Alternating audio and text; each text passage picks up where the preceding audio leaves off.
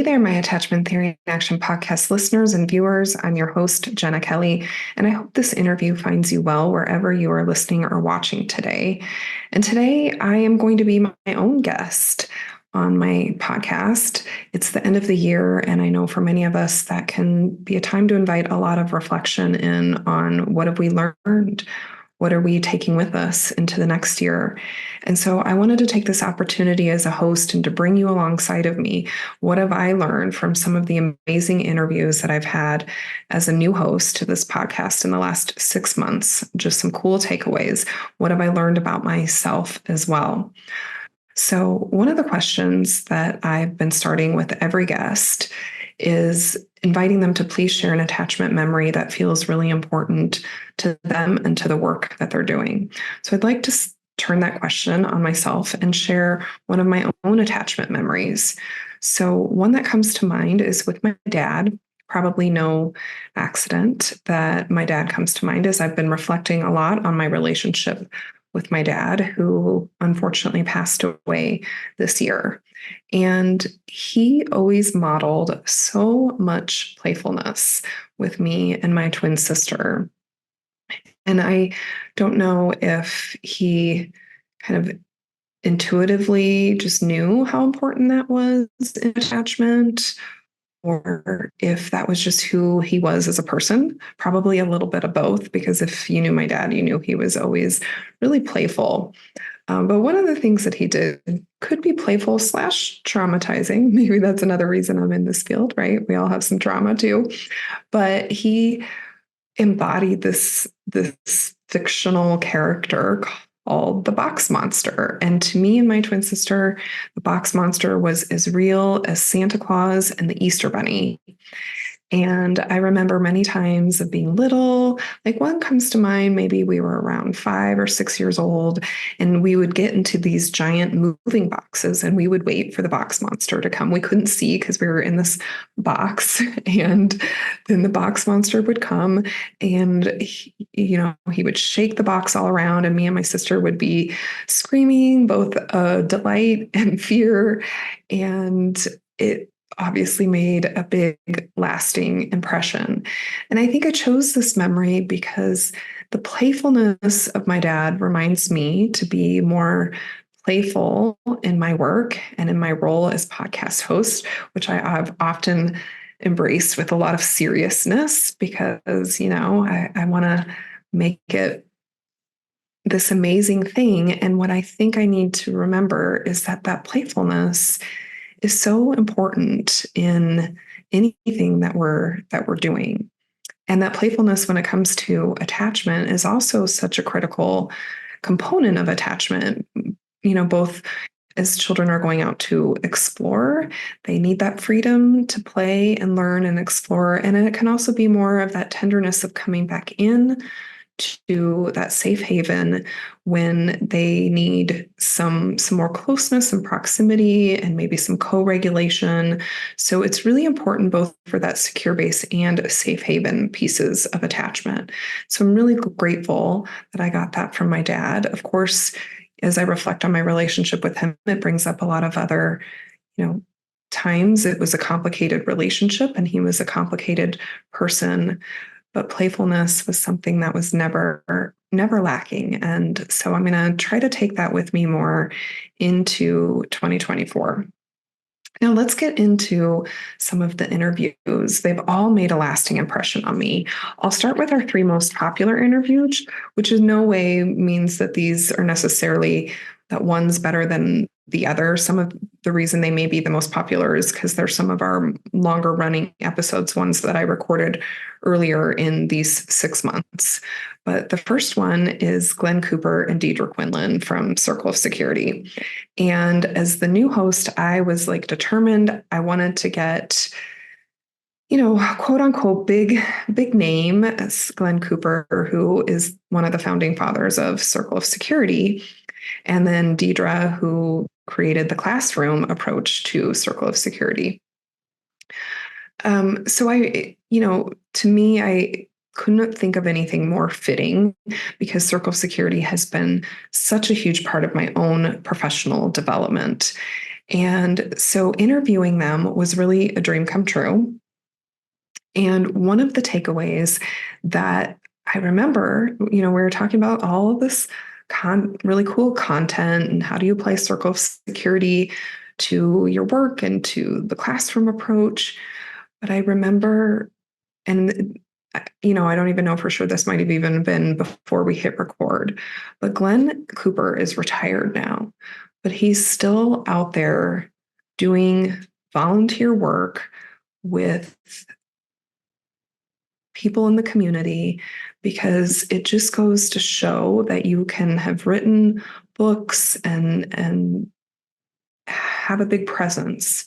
But what really in Circle Security talks about filling your cup up, what really fills his cup up, even though he's now retired and slowing down, all comes back to doing the work. And now he's back in his community, kind of boots on the ground, doing work with local Head Start program, I believe it was, and just feeling what it's like sometimes, I think, to take a step back from all of the busyness that I know many of us feel as professionals and with all the other roles that we have, and just doing the work. So it was really inspiring, because I have a feeling that for me and for many of us, when we do get to that retirement place, that I'm going to need a way to still stay connected to the work, but to do that on my terms. And hopefully that will mean slowing down. So thank you, Glenn and Deidre, for that very meaningful interview.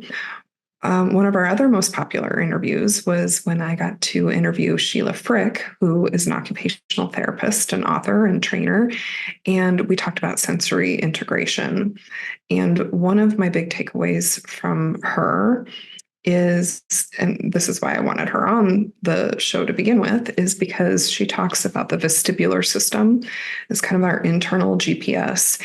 And it just makes everything, for me anyway. I hope if you haven't listened to any of these yet, I invite you to go back and listen, because she makes sensory integration more understandable.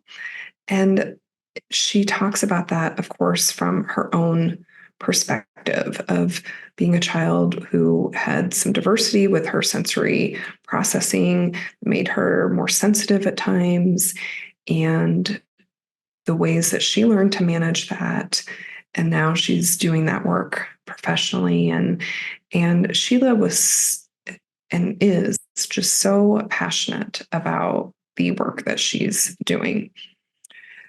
The next most popular interview was Karen Andor on childhood dissociation. And this was an interview, in all transparency, that she was such a good sport. She recorded the interview twice with me, because I felt like the first time, no reflection on her, she was amazing both times, but that the first time I wasn't, quote unquote, good enough. And she was so gracious that she came back and recorded a second time with me. And you know what I realized? That we can always find things to be critical about, because of course on the second one, I found things that I was critical about. Nobody cared. And the interview was, like I said, one of our most popular interviews. And it's a good reminder for me that, it's not about me. Yes, I'm the host. And I'm there to help facilitate the conversations and the questions, but it's really not about me. So I got in my own way with that one. So thank you, Karen, for being a great sport. And what else is really cool is now we're bringing her back to offer you all a free webinar on childhood association. So that's going to be coming on February 8th. You'll get information on how to register. And I think the topic of childhood association, and really like understanding it and understanding what to do with it and how it intersects with attachment, is such a needed area that does not get enough attention in our field. And so it's no surprise that her interview was one of our most popular interviews, and that we want to bring her back, because there's so much we can keep learning. And of course, we're not going to do all that in an hour. So we're hoping that there'll be some opportunity to go deeper into learning with her in other formats, but wanted to at least get her back and do another hour with us. So I hope you'll register for that. And one of my takeaways from her is almost what I just shared there, which is just how complicated childhood dissociation can be and the way that that shows up, and that also having some tools to really meet that with. Again, it comes to that playfulness can be really effective and important. So she's created these dolls that do require some more training to really understand how they represent the different parts, but that when we incorporate play and that there's ways to kind of meet those states and those parts where they are and work through it. So she was very inspiring. And like I said, can't wait to do more learning with her. Another memorable interview was Nat Wickeseth on social justice, parenting, and attachment.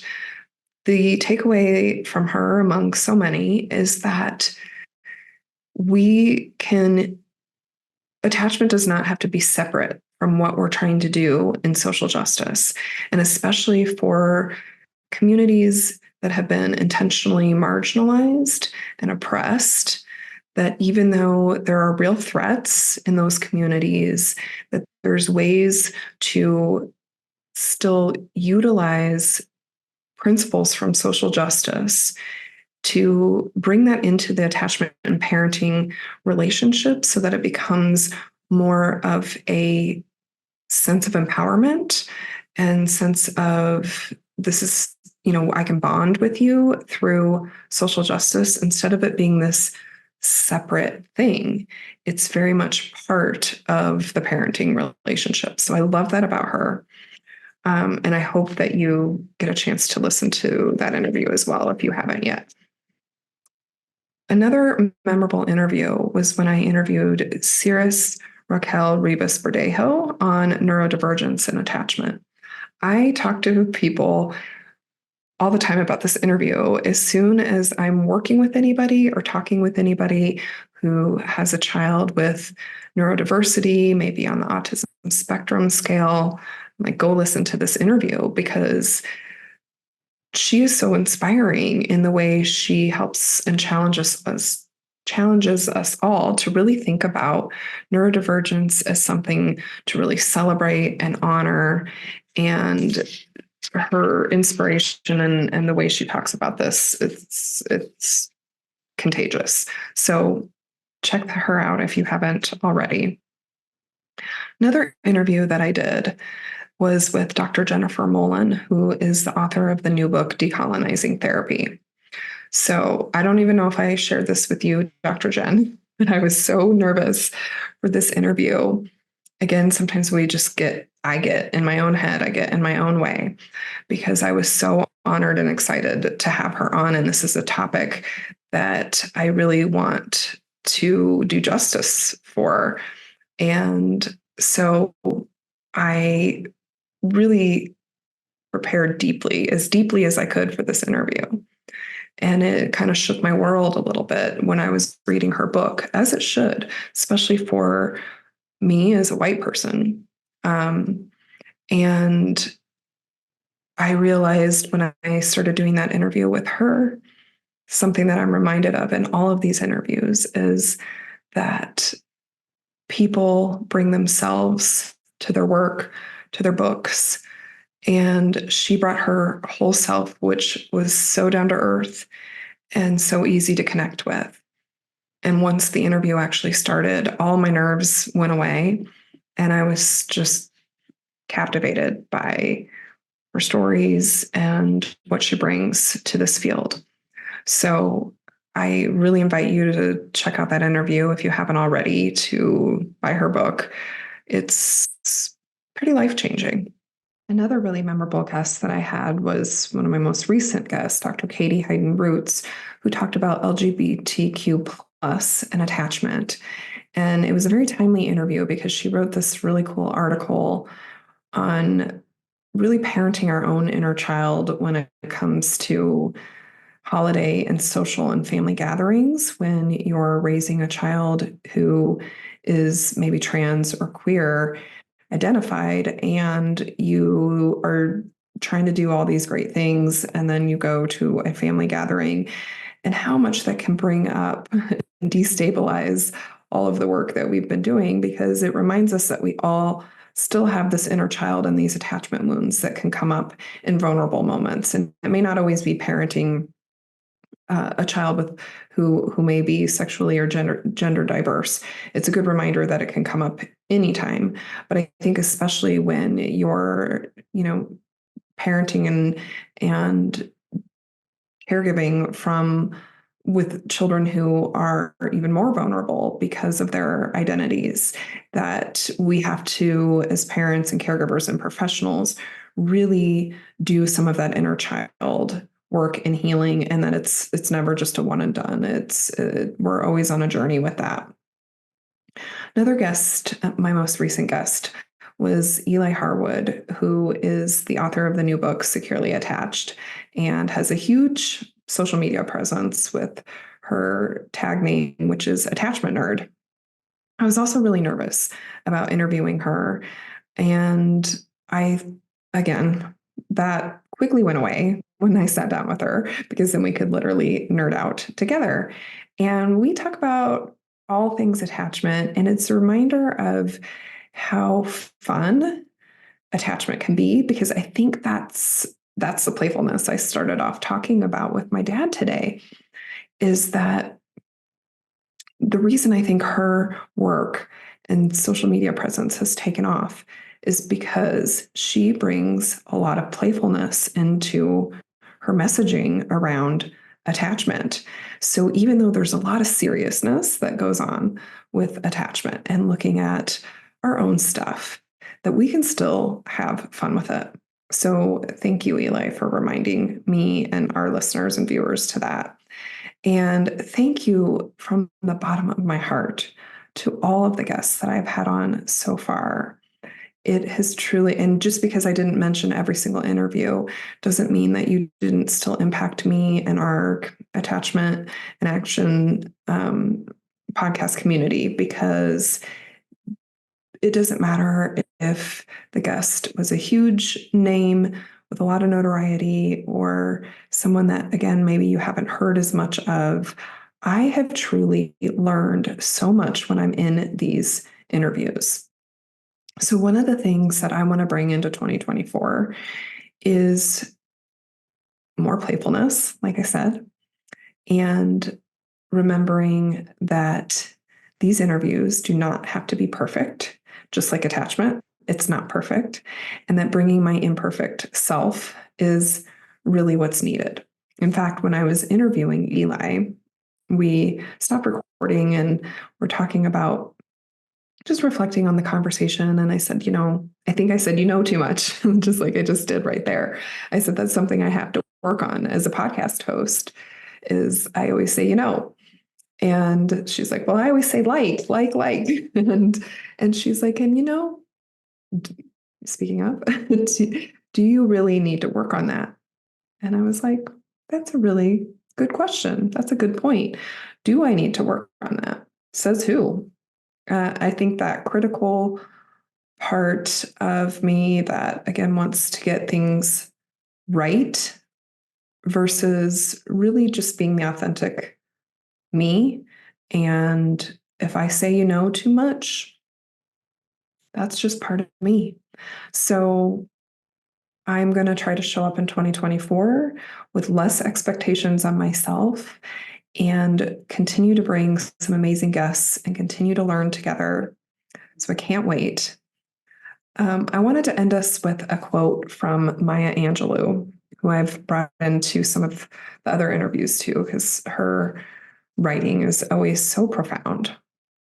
And she said, I've learned that you can tell a lot about a person by the way they handle three things: a rainy day, lost luggage, and tangled Christmas lights.